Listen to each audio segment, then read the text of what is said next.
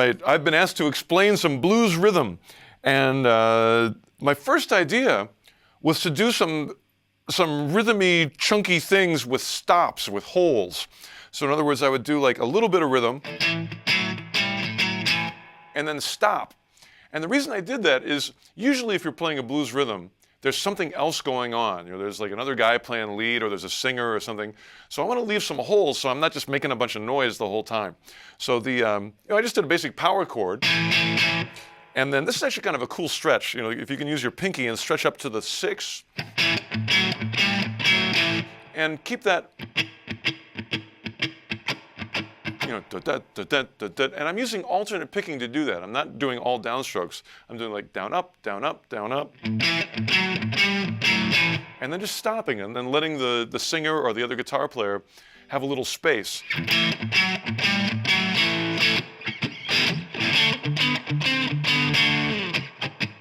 It also, sometimes I'll just add a percussive scratch as a thing in between. To get that, you've got to use this part of your hand, cover up the strings, and then just sort of strum it with that same groove, that shuffly ga-duck, ga-duck, ga-duck.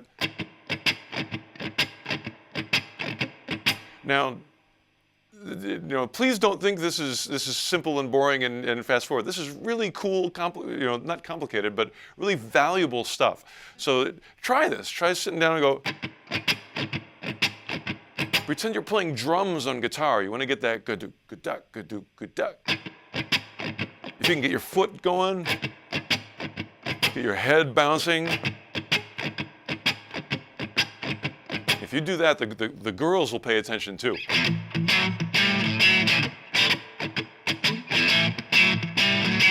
All right, so that's a good place to start. After that, I started looking for some more chord voicings that I could use. One kind of cool one was I simulated the Keith Richards open tuning.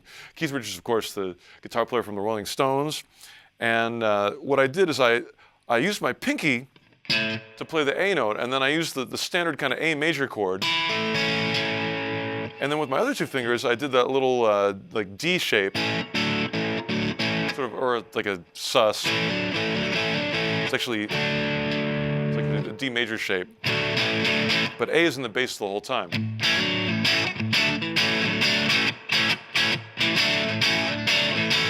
Again, you got that groove going with your right hand. You're drumming with your right hand. And then I just move that around to the different keys in the blues.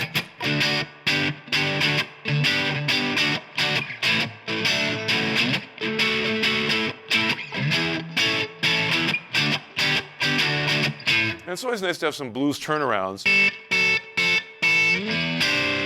That's kind of a ZZ Top one where I use my pinky on the A and my other fingers to do a descending chromatic line on the D string. And then I use my favorite new 5 chord. You sound like you went to school if you know that chord. Pretty easy to play. It's just your third finger is on these 2 strings, G and D. I'm sorry, what is that? A C and a G, sorry. I'll get my note names right yet. And with your second finger, you've got a D note. And with your first finger, you've got I guess it's a G sharp. And E in the bass. So that's a nice turnaround. All right. And what any other ideas I've got? Most of it, really the right hand, just keeping that groove going, is really important. You can play very simple things and it'll sound great if this is always keeping that beat going. And try to do it with alternate picking, almost like you would strum. I don't want to go all downstrokes. That's going to be kind of herky-jerky and not so graceful. And I want to have a nice, easy, graceful swinging blues.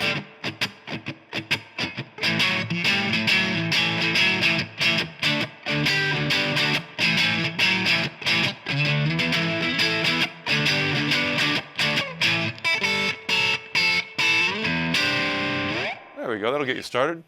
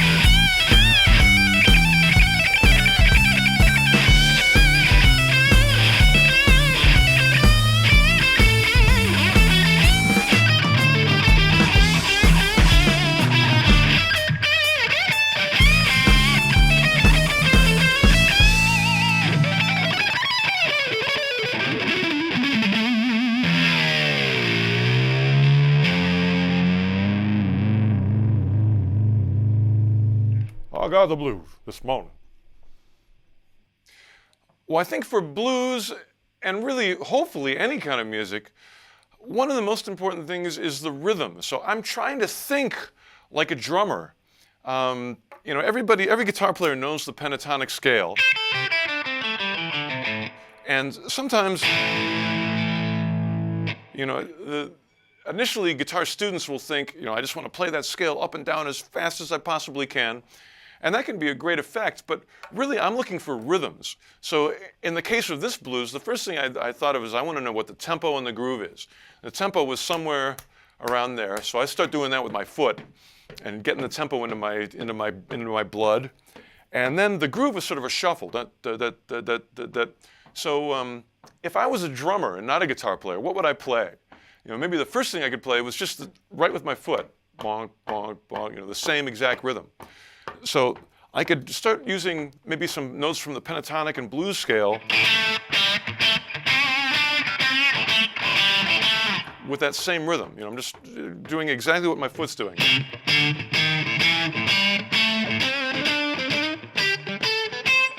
And I'm sort of putting a little ka-dunk in between, so I'm cheating and making it sound better by putting that shuffle in there. But the accents are with the foot.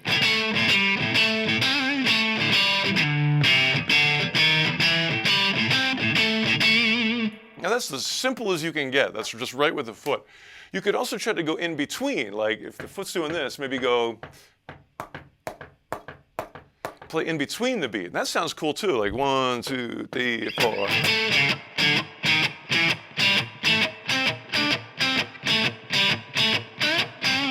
And I'm doing this sort of as an exercise at the moment. For actual improvising, I'd probably mix them up. I'd do some down, some up. Like.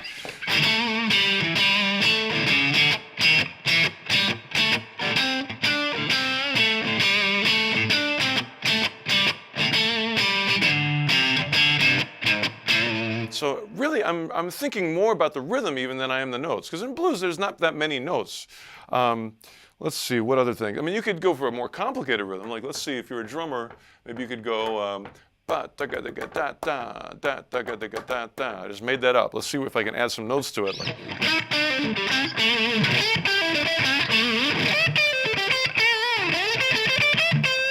so those are all the same rhythm, but different notes within the blues and pentatonic scale. And that's such a cool way to practice. It's fun, it sounds good, and it really shows you how to actually use a scale and apply it to music in a way that doesn't sound like an exercise. It sounds like music, which is what it is. And that's my goal, to focus you in that direction. To make the pentatonic scale come alive, it's a combination of using those rhythmic phrases and bending, because that's a unique thing that only the electric guitar, or actually maybe a saxophone can do some bending, but a piano can't bend. You hit a note and you're stuck there. Where with the guitar, you can bend. You can get you can sing with your guitar. So that's another thing is, if you can scale, like,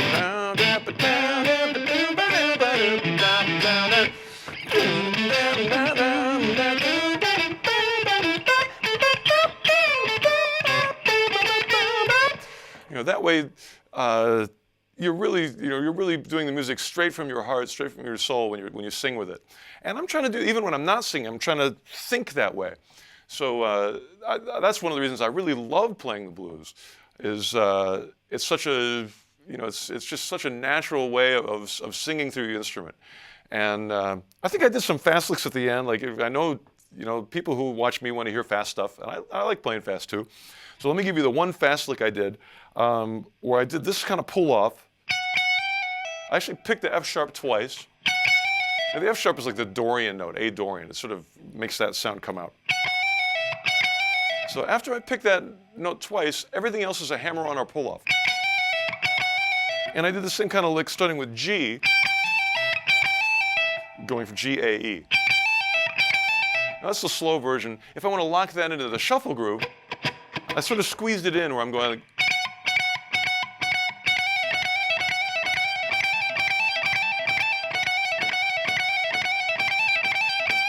And any fast lick that you have, try to hear the pulse of it so it locks into what the groove is doing. That's so important. It will make it sound like your amp got twice as loud. Everything you play will come out clearer if you can lock it into the groove with the foot.